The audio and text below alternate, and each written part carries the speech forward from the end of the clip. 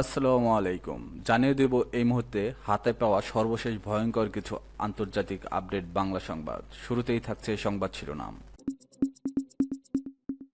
শুরুতেই জানিয়ে দেব Greta Thunberg সহ সেই 12 জনকে ফেরত পাঠাবে ইসরায়েল।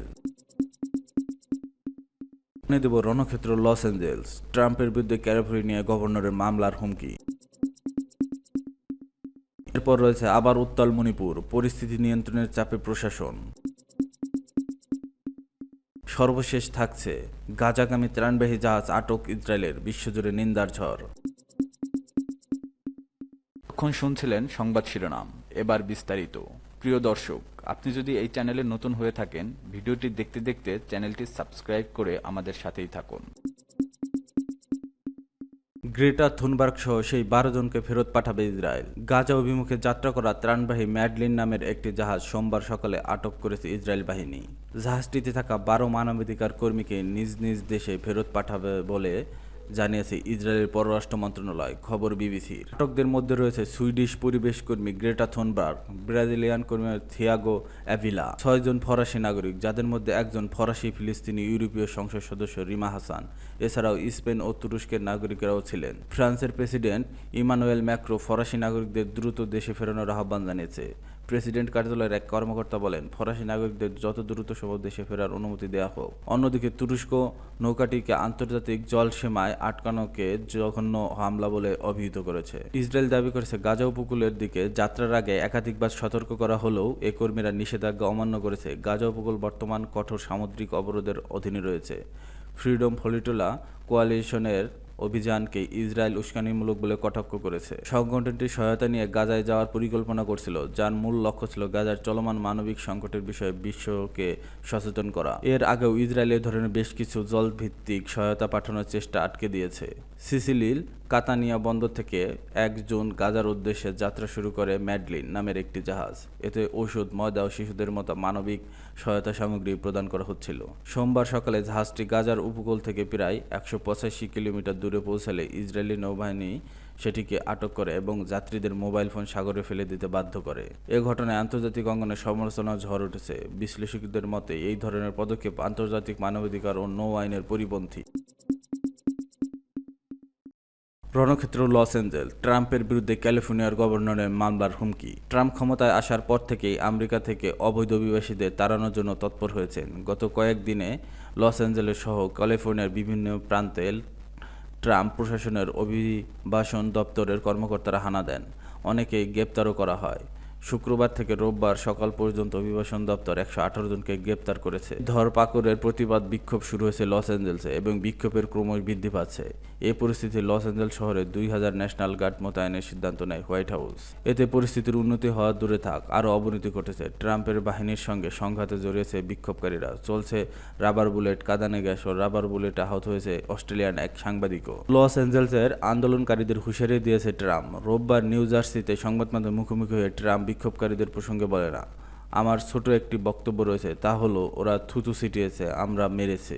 আপনারা জানেন যে এটা ওদের নতুন কায়দা। কেউ আমাদের পুলিশ কর্মকর্তা সেনার দিকে থুতু মারবে, এটা মেনে নেওয়া হবে না। যদি এটা হয় তাহলে কঠোরভাবে তা দমন করা হবে। এদিকে লস অ্যাঞ্জেলেস পরিস্থিতির জন্য ট্রাম্পকে দায়ী করলেন ক্যালিফোর্নিয়ার ডেমোক্রেট গভর্নর গাভিন নিউসাম। রোববার তিনি ট্রাম্পের বিরুদ্ধে মামলা করার হুমকি দিয়েছেন। তার অভিযোগ, কোনো রকম আলোচনা ছাড়াই লস অ্যাঞ্জেলেস ন্যাশনাল গার্ড মোতায়েন করা হয়েছে।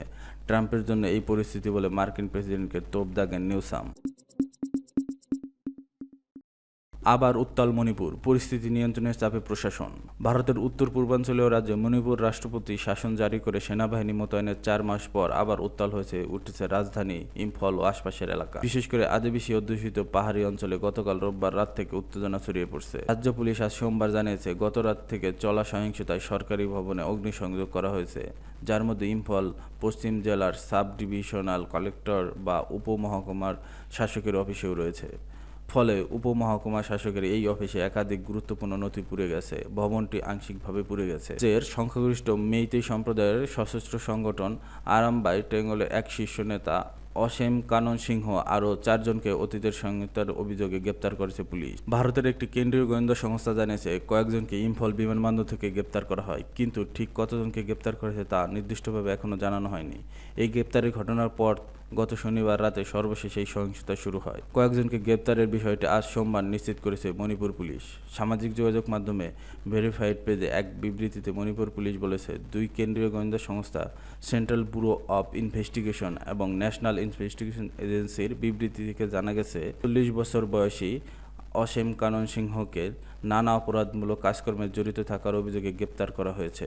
পুলিশ সূত্র জানায়, কানন সিংহ মণিপুর পুলিশের সদস্য ছিলেন। অস্ত্র পাচারের অভিযোগে গত মার্চের গোড়ায় তাকে চাকরি থেকে বরখাস্ত করা হয়।